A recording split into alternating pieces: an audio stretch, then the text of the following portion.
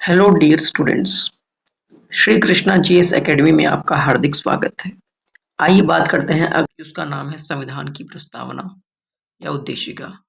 विषय वस्तु के बारे में जानेंगे, उसके महत्व के बारे में जानेंगे। देखिए, भारत के संविधान की प्रस्तावना को क्या कहा जाता है? तो प्रस्तावना को आमुख भी कहा जाता है। आमुख का मतलब ये होता है परिचय। संविधान का परिचय अगर कोई है तो क्या है? प्रस्तावना है। एक एग्जाम में पूछा गया था कि भारत के संविधान की प्रस्तावना को कहा जाता है। उसके बाद 4 ऑप्शन दे दिया था, उसमें एक ऑप्शन आमुख भी था, वही आंसर था। आमुख का मतलब ये होता है परिचय, इंट्रोडक्शन।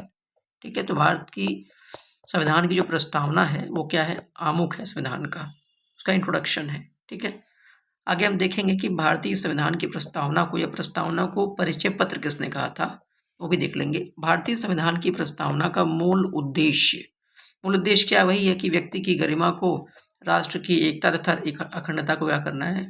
सुरक्षित करना है। आपने देखा भी होगा, इसमें लिखा है समाजवादी, सोशलिस्ट, सेकुलर, धर्म पंथ निरपेक्ष या धर्मनिरपेक्ष। ठीक है ना, तथा अखंडता की बात की गई है। भारतीय संविधान अपने नागरिकों को हैसियत और अवसर की समानता का वचन देता है। तो यहाँ पे आप कह सकते हो, आपके प्रस्तावना में लिखा हुआ प्रतिष्ठा एवं अवसर की समता। कितने प्रकार की समता की बात की गई है? समानता की बात की गई है 2 प्रकार की, प्रतिष्ठा एवं अवसर की समता। यहाँ पर प्रतिष्ठा की जगह पर क्या लिख दिया गया है?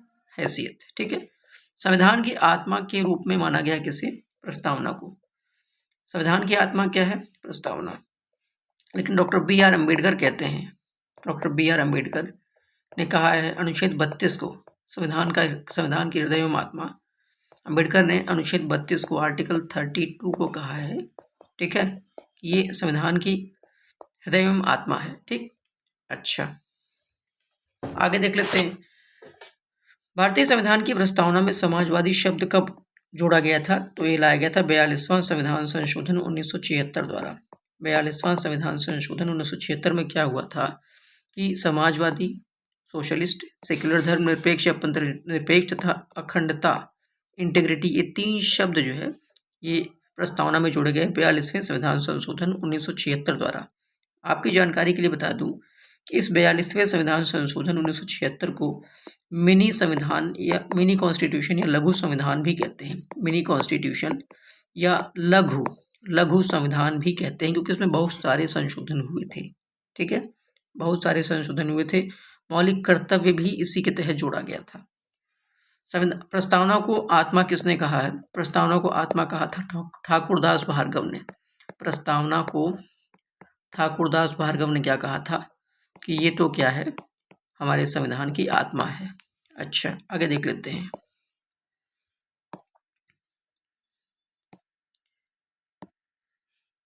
अनुच्छेद 368 जो है, इसके अनुसार अनुच्छेद 368, आपको इसको पहले बता देता हूँ क्या है। अनुच्छेद 368 ये एकमात्र अनुच्छेद जो है भाग 20 में है। भाग 20 में, संविधान के भाग 20 में आपको पता होगा संविधान में 22 भाग है टोटल।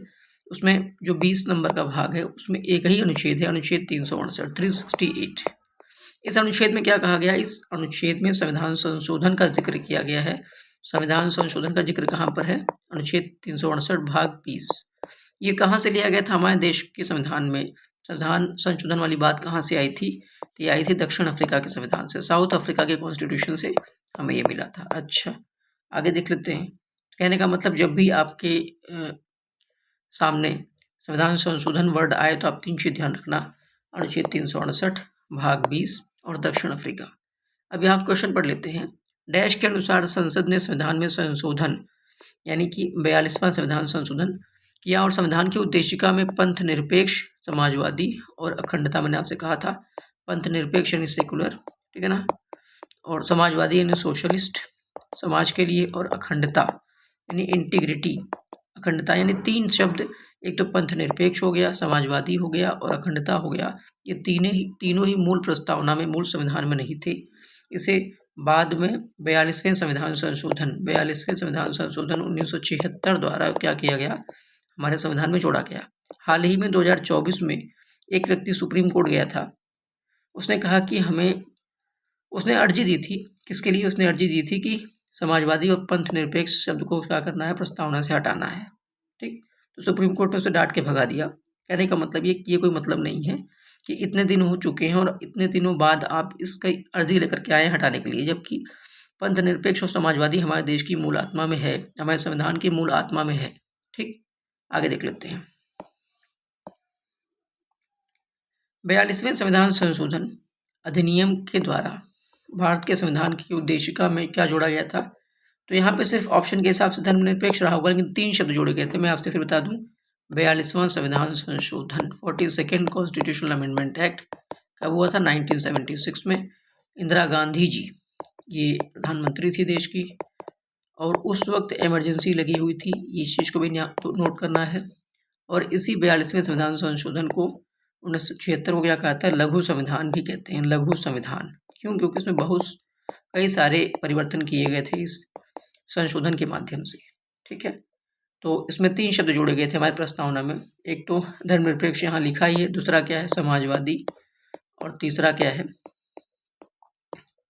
तीसरा आपका अखंडता। ये 3 शब्द जोड़े गए थे, इस चीज को आपको ध्यान देना है।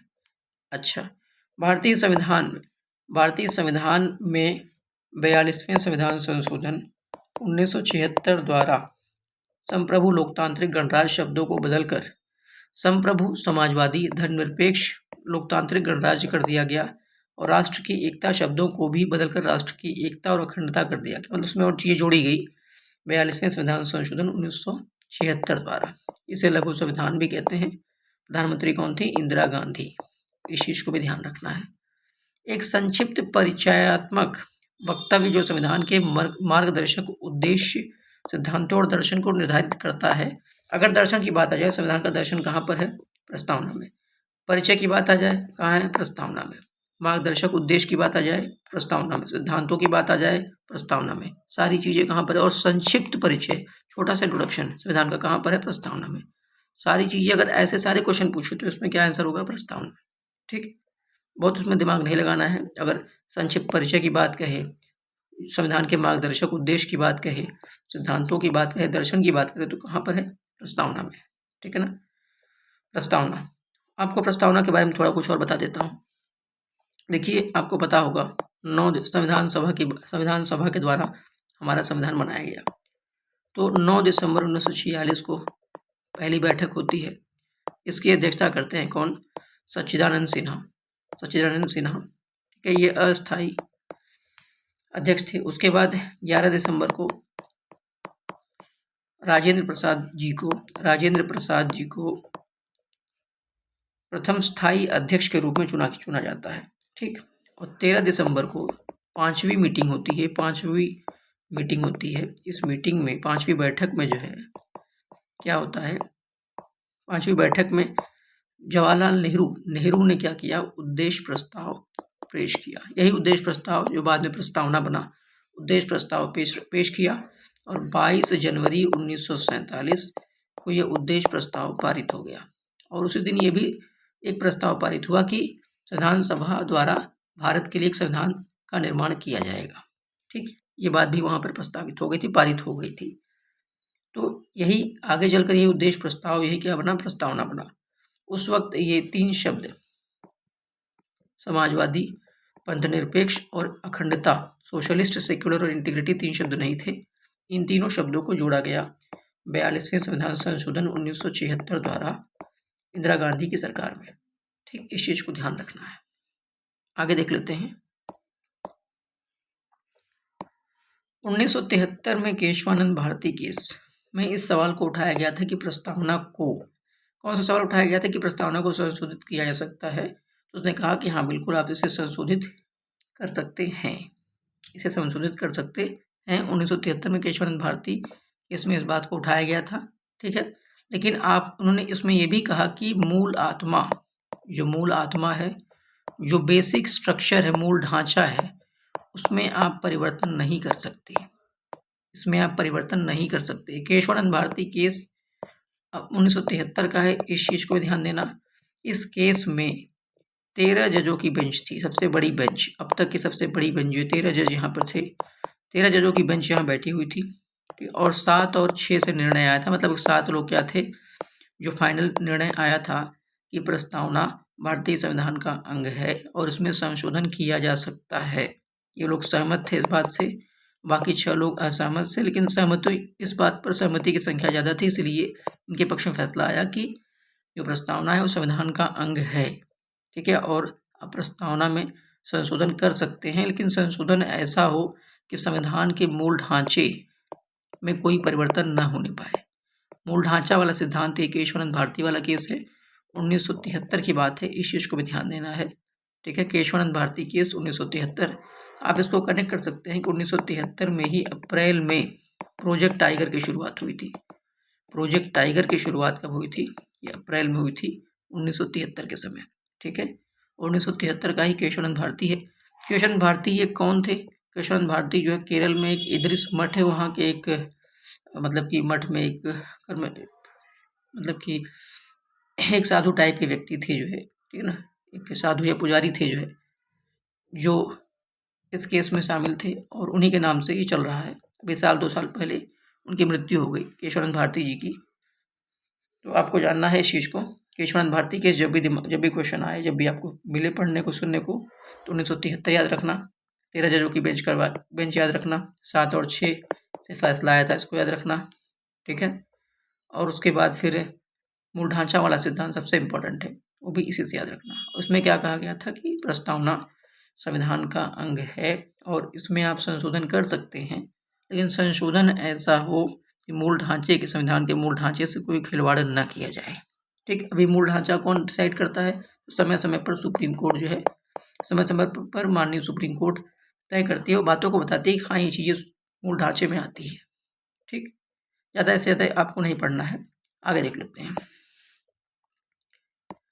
भारत को एक धर्मनिरपेक्ष राज्य के रूप में वर्णित किया गया है, तो ये कौन है? संविधान की प्रस्तावना के अंतर्गत कहा गया कि भारत क्या है? एक धर्मनिरपेक्ष राज्य, ऐसा कहा गया है। किसमें? आपको एक प्रस्तावना वर्ड, इसमें धर्मनिरपेक्ष सोवरेन वाला वर्ड जो ये भी जोड़ा गया, 3 शब्द जोड़े गए थे 42वें संविधान संशोधन 1976 में। इसे लघु संविधान भी कहते हैं। 3 शब्द कौन थे? एक तो समाजवादी, दूसरा है पंथ निरपेक्ष और तीसरा क्या है? तीसरा आपका अखंडता। इस चीज को भी ध्यान देना है। ठीक है, इंदिरा गांधी जी की सरकार थी उस वक्त।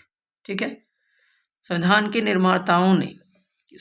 निर्माताओं की सोच भारत के संविधान के प्रस्तावना के हिस्से में परिलक्षित होती है। कहने का मतलब ये कि जो लोग संविधान बना रहे थे, उनकी सोच, जो उनका विचार, वो कहाँ आपको दिखाई दे जाएगा? एक प्रकार से उसका परिलक्षण कहाँ दिखाई देगा? संविधान की प्रस्तावना में, यानी उसके परिचय में।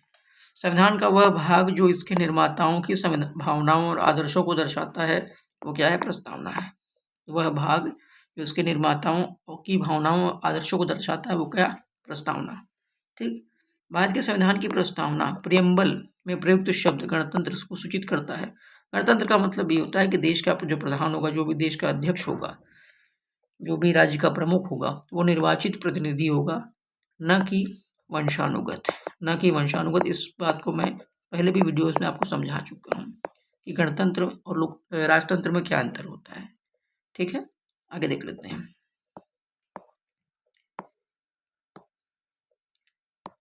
तो एक धर्मनिरपेक्ष देश है, तो भारत क्या एक धर्मनिरपेक्ष देश है? अमेरिका भी अपने आप को धर्मनिरपेक्ष बताता है। ठीक है, आगे देख लेते हैं। एक व्यवस्थित सामाजिक संरचना का संकेत बिंदु है उद्देश्यों एवं विचारों में समानता। यानी कि एक व्यवस्थित सामाजिक संरचना का जो संकेत बिंदु वही है कि उद्देश्य और विचारों में क्या है? समानता होनी चाहिए। प्रस्तावना को संविधान की राजनीतिक कुंडली के रूप में किसने वर्णित किया था? के मुंशी ने। तो के मुंशी ने क्या कहा था प्रस्तावना को? इससे कहा था राजनीतिक जन्मपत्री या राजनीतिक कुंडली। तो कुंडली किसने कहा था? मुंशी जी ने कहा था। कुंडली किसने देखी थी? मुंशी जी ने। मैं एक बार दोबारा से रिपीट करता हूँ, जो प्रस्तावना है उसको के मुंशी ने क्या कहा है? राजनीतिक जन्मपत्री या कुंडली कहा है, पहला पॉइंट। दूसरा, आत्मा किसने कहा है? ठाकुरदास भार्गव ने कहा है कि ये तो संविधान की आत्मा है। ठीक है, TDB, ठाकुरदास भार्गव। अच्छा, दीर्घकालिक सपनों का विचार किसने कहा है? सपने वाली बात किसने कही है? तो अल्लाह ने कहा है, अल्लादी कृष्ण स्वामी अय्यर। ठीक है, अल्लादी कृष्ण स्वामी अय्यर। आप कृष्ण स्वामी, तो अल्लाह के सपने आते हैं, ठीक है। तो अल्लादी कृष्ण स्वामी अय्यर ने दीर्घकालिक सपनों के विचार की बात कही है। अच्छा, प्रस्तावना को परिचय पत्र किसने कहा है? तो परिचय पत्र किसने कहा है? परिचय पत्र किसने कहा है? नानी पालकीवाला ने। नानी पालकीवाला ने इसे क्या कहा है? परिचय पत्र। अच्छा, प्रस्तावना को आइडेंटिटी कार्ड इंग्लिश में अगर ऑप्शन में रहे तो अर्नेस्ट बार्कर ने भी वही इंग्लिश में भी वही कहा है परिचय पत्र की तरफ से। अर्नेस्ट बार्कर ने कहा है कि ये तो परिचय आइडेंटिटी कार्ड है, ठीक है। अच्छा, प्रस्तावना के बारे में सब कुछ बता चुका हूँ। कुंडली किसने कहा? के मुंशी ने। कुंडली या जनपत्री के मुंशी ने। आत्मा ठाकुरदास भार्गव ने। दीर्घकालिक सपनों का विचार किसने कहा? अलादी कृष्ण स्वामी अय्यर ने। परिचय पत्र नानी पालकीवाला ने। आइडेंटिटी कार्ड या परिचय पत्र अगर ऑप्शन में रहे तो अर्नेस्ट बार्कर। ये सब सारी चीजें आपको याद रखनी है, ठीक है। आगे देख लेते हैं। प्रस्तावना के अनुसार भारतीय संविधान अपना अधिकार प्राप्त करती है तो कहाँ से? भारत की जनता से। हम भारत के लोग, इसकी शुरुआत ही यहाँ से होती है। हम भारत के लोग। आपको मैं एक चीज बता देना चाहता हूँ, हम भारत के लोग। भारत के संविधान, भारत की संप्रभुता जो है भारतीय संविधान और भारतीय लोगों में निहित है। भारतीय संविधान, यहाँ पर संप्रभुता जो होती है भारत की जनता में और भारत के संविधान में निहित है। जबकि ब्रिटेन में जो है वहाँ पे संप्रभु कौन है? वहाँ पे संप्रभु है वहाँ की संसद है। ब्रिटेन में, यूके में वहाँ की जो संसद है वो क्या है? वो संप्रभु है। इस चीज को ध्यान देना है आपको। लेकिन हमारे यहाँ संप्रभु कौन कौन है? भारत की जनता है और भारत का संविधान है। वह अंग्रेजी राजनीतिक वैज्ञानिक जिसने उद्देशिका को भारतीय संविधान की कुंजी भारतीय संविधान की कुंजी या की नोट कहा था, ये कहा था सर अर्नेस्ट बार्कर ने। तो अर्नेस्ट बार्कर ने क्या कहा है?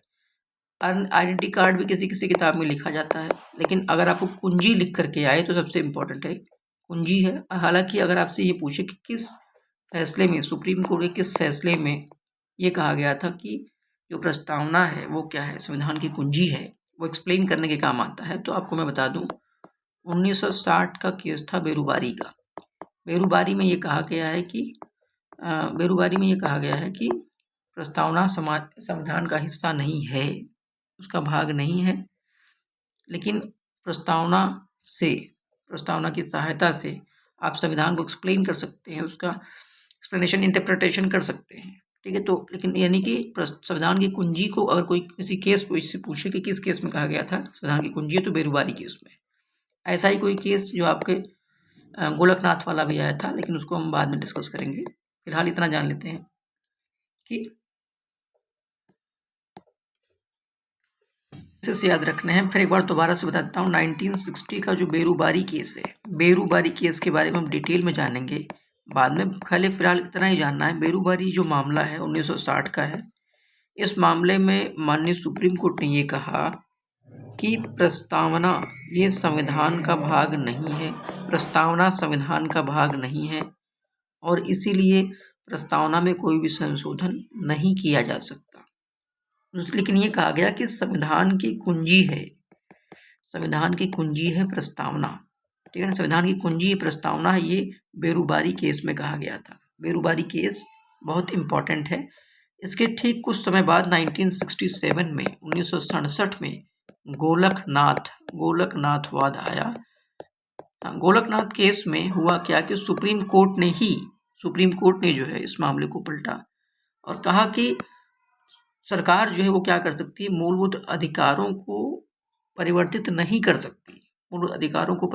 कर सकती। हालांकि उसने प्रस्तावना को भाग माना संविधान का, लेकिन उसने ये कहा कि आप इसमें परिवर्तन नहीं कर सकती, पर इसमें आप परिवर्तन कर सकते हैं, ठीक है ना। लेकिन कुल मिलाकर के इसी के बाद 1967 में जब सरकार हार गई ये मामला, तो 24वां संविधान संशोधन 1971 आता है सुप्रीम कोर्ट के फैसलों को पलटने के लिए 1971 में, ठीक है। लेकिन बाद में फिर मामला कोर्ट जाता है। 1973 में आपका केशवानंद भारती केस आता है, उसी में जाके सारा कुछ क्लियर होता है कि से कहते हैं कि प्रस्तावना संविधान का अंग है, ठीक है। लेकिन आप कोई भी अंधाधुंध या मनमानी संशोधन नहीं कर सकते। संशोधन आप कर सकते हैं, प्रस्तावना में भी संशोधन कर सकते हैं, लेकिन हमारे मूल ढांचे में कोई परिवर्तन नहीं होना चाहिए। तो मूल ढांचे वाला सिद्धांत केशवानंद भारती का है 1973 का अप्रैल का। इस चीज को भी जानना है। तो कोई अगर ये कहे कि किस वह अंग्रेजी राजनीतिक वैज्ञानिक किस व्यक्ति ने कहा था उद्देशिका को भारतीय संविधान की कुंजी या कीनोट, तो सर अर्नेस्ट मार्कर ने। ठीक है, भारतीय संविधान की उद्देशिका में व्यक्त किए गए न्याय, सामाजिक, आर्थिक और राजनीतिक का आदर्श ये कहाँ से लिया गया है? तो रूसी क्रांति से लिया गया है। देखिए 3 प्रकार के न्याय की बात की गई, सामाजिक, आर्थिक और राजनीतिक न्याय, ये 3 प्रकार के न्याय की बात की गई है। ठीक है, तो ये जो 3 प्रकार का न्याय है हमारी प्रस्तावना में कहाँ से आया है? रूसी क्रांति से। रूसी क्रांति कब हुई थी? 1917 में। इस चीज को भी ध्यान देना है। केशवानंद भारती बनाम केरल राज्य के मामले में भारत के संविधान का हिस्सा माना गया था किसे? उद्देशिका को। तो इसमें माना गया था कि भाई उद्देशिका, लेकिन उद्देशिका को आप लागू नहीं कर सकते, इसे लागू नहीं किया जा सकता, इस चीज को ध्यान देना है। लागू नहीं किया जा सकता है उद्देशिका को। तो केशवानंद भारती बनाम केरल राज्य मामले में भारत के संविधान का हिस्सा माना गया उद्देशिका को। हाँ, इसमें आप संशोधन कर सकते हो, लेकिन मूल ढांचे में परिवर्तन नहीं होना चाहिए। बेरुबारी में हिस्सा नहीं माना, गोलकनाथ में मान लिया गया था। ठीक है, गोलकनाथ में मान लिया गया, इसलिए गोलकनाथ जो दोनों भाई थे गोलकनाथ, वो ये केस जीत भी गए थे, लेकिन वहाँ पर प्रस्तावना की बात हुई नहीं रही थी। वहाँ तो बात हो रही थी कि क्या मौलिक अधिकारों में सरकार परिवर्तन कर सकती है, तो कोर्ट ने कहा कि परिवर्तन नहीं कर सकती, और परिवर्तन नहीं कर सकती, इसलिए गोलकनाथ जीत गए केस। गोलकनाथ जो दोनों भाई थे वो केस जीत जाते हैं। केस जीतने के बाद जो है, फिर जब सरकार को लगता है कि नहीं सुप्रीम कोर्ट ज़्यादा पावरफुल हो रही है, तो 24वां संविधान संशोधन लाती है 1971 में, इसी गोलकनाथ वाले मामले को दबाने के लिए। ठीक है, मतलब चूंकि मामला सरकार के अगेंस्ट आ गया था, तो इस मामले उसमें जो फैसला आया था उसको ओवर रूल करने के लिए 24वां संविधान संशोधन 1971 लाया गया। ठीक है, आगे देख लेते हैं भारतीय संविधान की प्रस्तावना। जो भारतीय संविधान की प्रस्तावना है या उद्देशिका में व्यक्त किए गए ये आपके न्याय 3 प्रकार के, सामाजिक, आर्थिक, राजनीतिक, इस चीज को याद रखना है। अगर क्वेश्चन पूछा गया है हमारी प्रस्तावना में या उद्देशिका में कितने प्रकार के न्याय की बात की गई, तो 3 प्रकार के, सामाजिक, आर्थिक, राजनीतिक कहाँ से आया? रूसी क्रांति से। फिर केशवानंद भारती वाला क्वेश्चन हो ही गया है।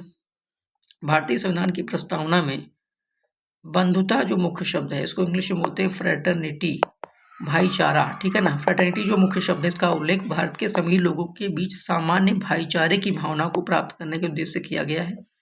भारतीय संविधान की प्रस्तावना में प्रयुक्त वह शब्द पद जिसका अर्थ है विशेष अधिकार, ये इसका मतलब क्या है? देखिए, विशेष अधिकार किसी को नहीं दिया गया, इसलिए सभी लोग क्या है? समान है, इसलिए समानता की बात की गई है कि संविधान की प्रस्तावना में प्रयुक्त शब्द जिसका अर्थ है विशेष अधिकार का अभाव, यानी विशेष अधिकार नहीं होना।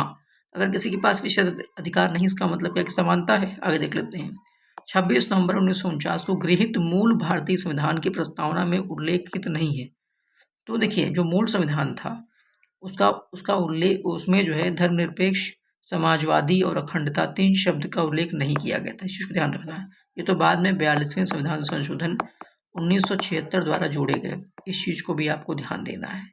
ठीक है, अगर कोई आपसे पूछे कि हमारी संविधान सभा ने प्रस्तावना को कब अपनाया था, तो अपनाया था 2 नवंबर 1946 को। इस चीज को भी आपको याद रखना है। तो 2 नवंबर 1946 को इसे अपनाया गया था। ठीक है, 2 नवंबर 1946 को इसे अपनाया गया था। ठीक, संविधान सभा द्वारा।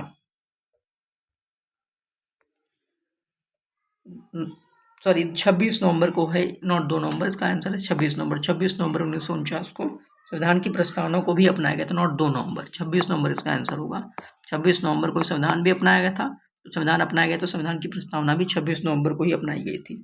ठीक, आगे देख लेते हैं भारतीय संविधान की उद्देशिका में अब तक कितनी बार संशोधन हुआ है? तो एक ही बार हुआ है, एक बार हुआ था 42वां संविधान संशोधन 1976।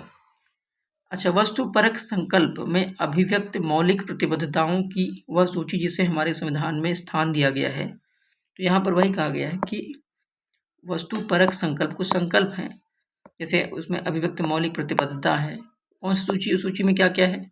समानता है, स्वतंत्रता है, भ्रातृत्व है, लिबर्टी, इक्वलिटी, फ्रेटर्निटी। ये तीनों कहाँ से आया? समानता, स्वतंत्रता, भ्रातृत्व, ये आया है फ्रांसीसी क्रांति से। ठीक, आगे देख लेते हैं लोकतंत्र और संप्रभुता, इन सब की बात भी की गई थी। तो हमारा देश क्या है? लोकतंत्र है, और संप्रभु भी है। अच्छा, शब्द समाजवाद, धर्मनिरपेक्षता, एकता और अखंडता संविधान की प्रस्तावना में शामिल किए गए थे कब?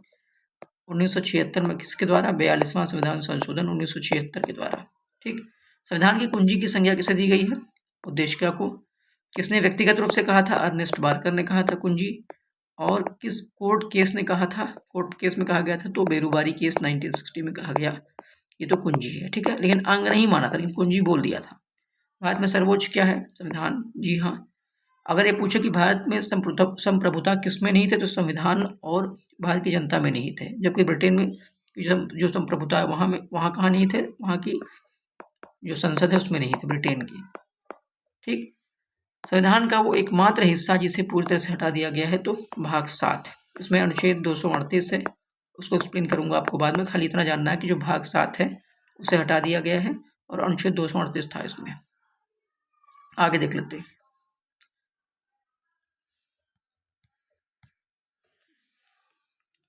वह शब्द जो भारतीय संविधान की प्रस्तावना में उल्लेखित नहीं है तो क्या है? संघीय। संघीय वर्ड का यूज भारतीय संविधान में नहीं किया गया, इस चीज को ध्यान रखना है। ठीक है ना। हालांकि अनुच्छेद 1 में ये कहा है कि भारत राज्यों का संघ होगा। भारत राज्यों का क्या होगा? संघ होगा, लेकिन संघीय शब्द का उल्लेख हमारे संविधान की प्रस्तावना में नहीं किया गया है। ठीक है। भारतीय संविधान। अच्छा, आगे देख लेते हैं। भारतीय संविधान की प्रस्तावना में इसके सभी नागरिकों को न्याय प्रदान करने की व्यवस्था की गई। तो कौन प्रकार थी? मैंने आपसे कहा था कितने प्रकार के न्याय है? तो 3 प्रकार के, सामाजिक, आर्थिक और राजनीतिक न्याय। 3 प्रकार के न्याय की बात की गई भारतीय संविधान की प्रस्तावना में। आया कहाँ से था? रूसी क्रांति से। रूसी क्रांति में जिक्र इसका है 1917 की बात है। 1917 का है रूसी क्रांति। संविधान की मूल संरचना की अवधारणा, मूल ढांचा, मूल संरचना की अवधारणा कहाँ से आई है? सर्वोच्च न्यायालय। कौन से? केशवानंद भारती बनाम केरल राज्य के फैसले से आई है। ये फैसला कब का है? अप्रैल 1973 का है। 13 जजों की बेंच थी, अब तक की सबसे बड़ी बेंच। 7 और 6 से ये फैसला आया था, 7-6 से। ठीक है, इस चीज को ध्यान देना है। आगे देख लेते हैं।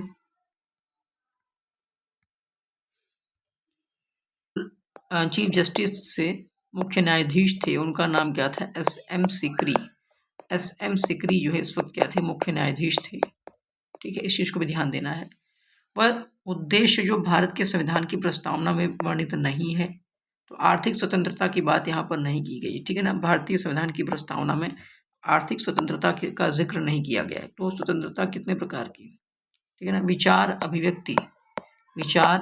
अभिव्यक्ति, विश्वास, धर्म और उपासना, ये 5 प्रकार की स्वतंत्रता का जिक्र किया हुआ है, लेकिन आर्थिक स्वतंत्रता का जिक्र नहीं है। ठीक है। इंडिया अर्थात भारत राज्यों का एक संघ होगा, यानी भारतीय संविधान। यूनियन शब्द देश के संविधान से ग्रहण किया गया है, तो कनाडा से लिया गया है। यूनियन शब्द कहाँ से लिया गया? कनाडा से, आपको पता ही होगा। जो गवर्नर हमारे यहाँ राज्यपाल की नियुक्ति होती है केंद्र के द्वारा, वो भी क्या है? कनाडा से लिया गया है। जो हमारे यहाँ केंद्र जो मजबूत होता है राज्यों की अपेक्षा, वो सब चीज़ें भी कहाँ से ली गई है? कनाडा से। ठीक है ना। ये सब चीज़ें भी कनाडा से ली गई है। अच्छा, भारतीय संविधान की प्रस्तावना में वर्णन नहीं है। किसका वर्णन नहीं? तो आर्थिक स्वतंत्रता का। मैं आपसे कह चुका हूँ पहले भी कि 5 प्रकार की स्वतंत्रता है। विचार, अभिव्यक्ति, विश्वास, धर्म और उपासना की स्वतंत्रता है हमारे संविधान की प्रस्तावना में। उच्चतम न्यायालय ने धारणा प्रस्तुत की कि उद्देश्य का संविधान का भाग है। ये कहाँ कहा गया था? ये कहा गया था बोमई बनाम यूनियन ऑफ इंडिया में। एस.आर. बोमई बनाम यूनियन ऑफ इंडिया जो केस था, ठीक है, इस केस में जो है ये कहा गया उद्देश्य का संविधान का भाग है। ये केस जो है एस.आर. बोमई वाला, ये केस आपका 1994 का है। एस.आर. बोमई बनाम भारत संघ। इस फैसले में भी ये कहा गया कि उद्देश्य का संविधान का भाग है। उद्देश्य का संविधान का भाग है, इस चीज को ध्यान दीजिए। और यह केस अनुच्छेद 356 यानी राज्यों में इमरजेंसी जो लगती है, जो राज्य में जो राष्ट्रपति शासन है उसको लेकर के काफ़ी अच्छा फैसला था ये। अनुच्छेद 356 का जिक्र क्या है? ये किसके बारे में है? राज्यों में राष्ट्रपति शासन के बारे में है। जो राष्ट्रपति शासन जो लगाया जाता है राज्यों में, उसको लेकर के अनुच्छेद 356 में कहा गया है। ये केस उसको भी काफ़ी अच्छे तरीके से समझाता है, इस अनुच्छेद को भी। और उद्देश्य का संविधान का भाग है, ये किस फैसले में कहा गया था? ऑप्शन के हिसाब से वहाँ रहा होगा तो SR. Bommai versus union of India. SR. Bommai. ठीक, ये 1994 का केस है, 1994 का। इस चीज़ को ध्यान रखना है आपको। हुआ क्या था कि 1989 में एसआर बोमई जो है वो कर्नाटक की में उनकी सरकार थी, ठीक। तो उसको केंद्र सरकार ने क्या कर दिया, डिसमिस कर दिया था। और उसका कारण क्या था, कारण ये बताया था कि बहुत बड़े पैमाने पर क्या हो रहा है, दल बदल हो रहा है। इसी को लेकर के मामला था। ज़्यादा आपको डिटेल में नहीं जानना है, आगे हम इस चीज़ को समझाएंगे जब अनुच्छेद 356 का जिक्र आएगा।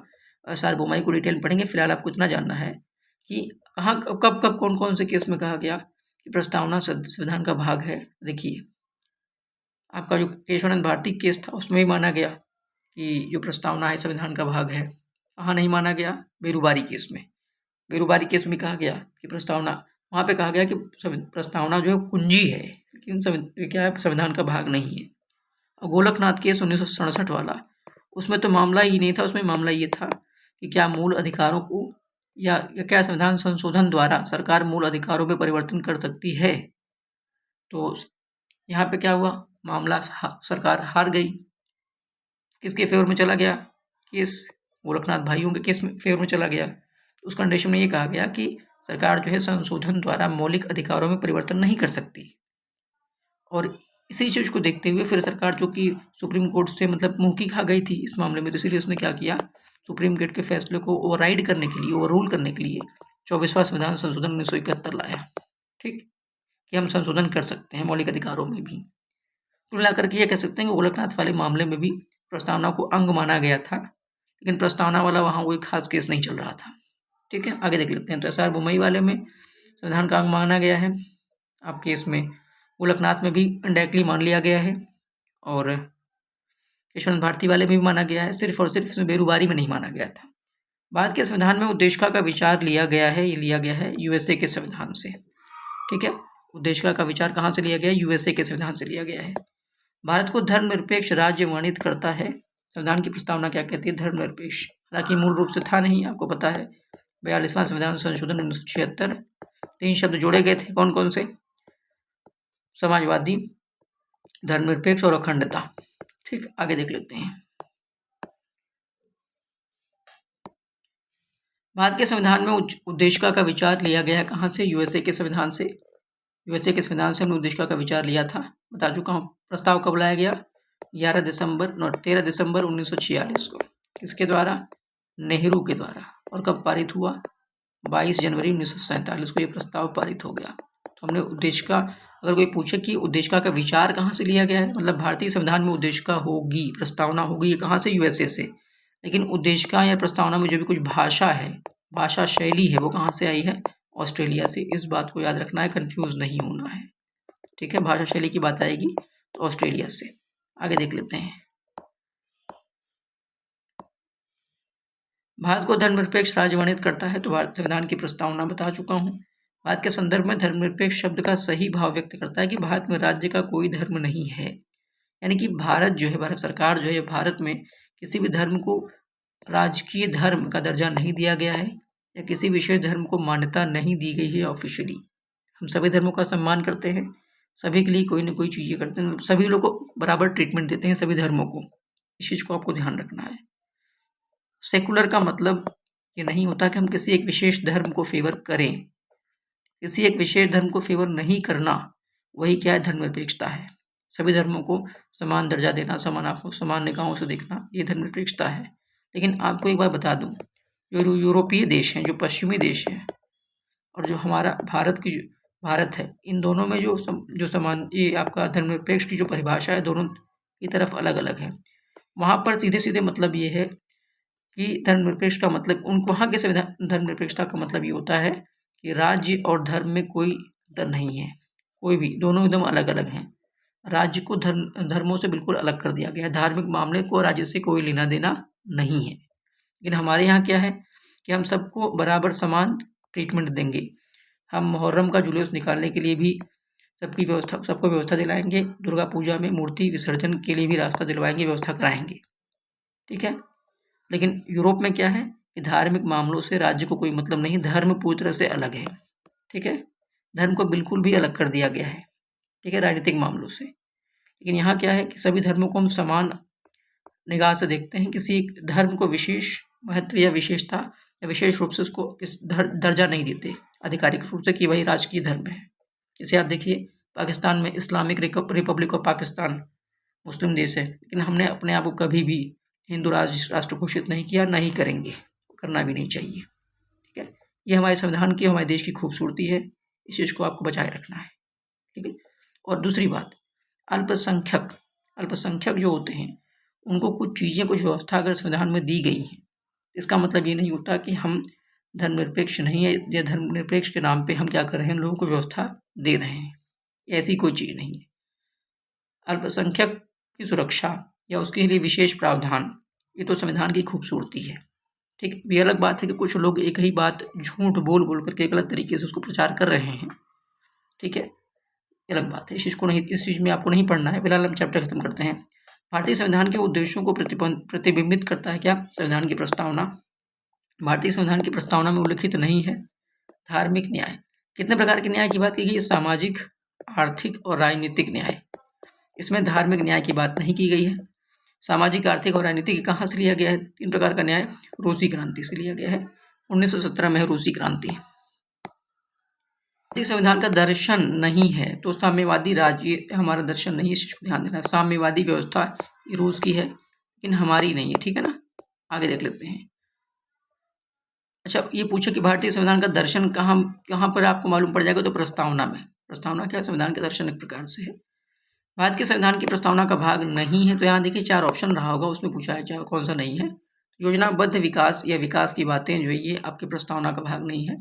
भारतीय संविधान में किन शब्दों का उल्लेख नहीं है, तो यहाँ भी देखिए मैं आपसे कह रहा हूँ ना कि ये वन लाइनर है, लेकिन ये वन लाइनर कहाँ से उठाए गए हैं? ये उस क्वेश्चन से उठाए गए हैं जो परीक्षा में पूछे गए हैं। ऐसे कंडीशन में क्या है, जब नहीं है कर दिया तो 4 ऑप्शन रहे होंगे, तो उसी में मैं यहाँ पे सिर्फ इसका आंसर पढ़ ले रहा हूँ। भारतीय संविधान में संघवाद शब्द का उल्लेख नहीं है, याद रखना इस चीज को। संघवाद शब्द का उल्लेख नहीं है या संघीय, ये वर्ड हमारे संविधान में नहीं यूज किया गया है। भारतीय संविधान की प्रस्तावना में बंधुता क्या है? बंधुता का मतलब होता है भाईचारा। भाईचारा, तो भाईचारा का मतलब ये होता है किसी व्यक्ति की गरिमा को सुनिश्चित करना, सब बराबर हैं। ठीक है, किसी से कोई भेदभाव नहीं है। प्रस्तावना में जो बंधुता है, इसका मतलब होता है कि किसी व्यक्ति की गरिमा को सुनिश्चित करना है। विधानसभा में उद्देशिका को प्रस्तुत किया था किसने? जवाहरलाल नेहरू ने। कब? 5वीं बैठक थी 13 दिसंबर 1946, यहाँ पे इसको प्रस्तुत किया था, यानी पेश किया था। और पारित कब हो गया था? 22 जनवरी 1947 को। भारतीय संविधान में प्रस्तावना का विचार कहाँ से आया था? तो यूएसए से आया था, अमेरिका से। लेकिन प्रस्तावना में जो भाषा है, शैली है, वो कहाँ से? ऑस्ट्रेलिया से। ये चीज ध्यान देनी है। भारतीय संविधान की प्रस्तावना में कितने प्रकार की स्वतंत्रता मैं आपसे बता चुका हूँ। विचार, अभिव्यक्ति, विश्वास, धर्म और उपासना की स्वतंत्रता यहाँ पर है। ठीक है, आस्था और उपासना की स्वतंत्रता कहाँ पर है आपके? ये पूछा गया कितने प्रकार की स्वतंत्रता है, तो 5। विचार, अभिव्यक्ति, विश्वास, धर्म और उपासना की स्वतंत्रता किसमें है? प्रस्तावना में निहित है। भारतीय संविधान को अर्धसंघीय किसने कहा? मैं आपको उसको पहले भी बता चुका हूँ। अर्धसंघीय किसने कहा था? अर्धसंघीय कहा था भारतीय संविधान को अर्धसंघीय, क्वैसी फेडरल, मैं इसे इंग्लिश में पढ़ता हूँ क्वैसी फेडरल। देखिए इसे याद करने का तरीका बहुत आसान है, अगर आप इंग्लिश वर्ड याद कर, लेकिन क्वासी फेडरल, क्वासी केसी, तो अर्धसंघीय या क्वासी फेडरल किसने कहा था? तो केसी वियर ने कहा था। ऐसे ही एक वर्ड और है, सहकारी संघवाद। भारतीय संविधान को सहकारी संघवाद किसने कहा था? सहकारी संघवाद, कोऑपरेटिव फेडरलिज्म। तो सहकारी संघवाद किसने कहा था? ये कहा था ग्रेनविल ऑस्टिन ने। ग्रेनविल ऑस्टिन, सर क्या ये वही ग्रेनविल ऑस्टिन है जिन्होंने किताब लिखी the Indian constitution cornerstone of a nation? The Indian constitution cornerstone की बात की गई है, कॉर्नरस्टोन ऑफ ए नेशन। तो ये क्या इन्होंने लिखा है? जी हाँ, ग्रेनविल ऑस्टिन ने लिखा है। और सहकारी संघवाद भी इन्होंने ही कहा था, ग्रेनविल ऑस्टिन ने ही कहा था। इस चीज को ध्यान रखना है कि सहकारी संघवाद है भारतीय। ठीक, और इन्होंने ये भी कहा था कि संविधान सभा कांग्रेस है और कांग्रेस देश है, कांग्रेस भारत है। ठीक है, इस चीज को भी ध्यान दीजिएगा। इस वर्ड को ग्रेनविल ऑस्टिन ने कहा था। केसी वियर ने ही कहा था कि भारतीय संविधान न तो बहुत लचीला है, न तो बहुत रिजिड है। ठीक है, न तो बहुत लचीला है, न तो बहुत रिजिड है, न तो बहुत लचीला है, न ही बहुत दृढ़ है। इसका मतलब ये होता है कि दोनों के एक मध्य, बीच का एक मध्य है। ठीक है, मध्यम चीज है ये, न बहुत कठोर है न तो लचीला है। न बहुत कठोर है न तो बहुत लचीला है, बल्कि दोनों का एक मतलब कि बैलेंस है। ये किसने कहा था? केसी वियर ने कहा था। अगला प्रश्न ये है कि किस मामले में एक समतावादी सामाजिक व्यवस्था की स्थापना को संविधान की मूल संरचना के रूप में माना गया था? तो समता बनाम आंध्र प्रदेश राज्य, इसमें कहा गया है कि एक समतावादी सामाजिक व्यवस्था की स्थापना को ही क्या माना गया? संविधान की मूल संरचना माना गया है। ठीक है ना, आगे देख लेते हैं। गोलकनाथवाद 1967 का है। 24वां संविधान संशोधन अधिनियम 1971 में हुआ था, इसी को पलटने के लिए हुआ था। फिर केशवानंद भारतीवाद 1973 का है, अप्रैल 1973, 13 जजों की बेंच। एस.एम. सीकरी, ये क्या थे? उस वक्त मुख्य न्यायाधीश थे। ठीक है, आगे देख लेते हैं कि 42वां संविधान संशोधन वर्ष 1976 का है, लघु संविधान भी कहते हैं। ठीक है, नाम आंध्र प्रदेश राज्य वाला मामला है, ये 1997 का है, इस चीज को भी ध्यान रखना है। समता बनाम आंध्र प्रदेश वाला जो मामला है ये 1997 का है, और इसमें जो है सुप्रीम कोर्ट ने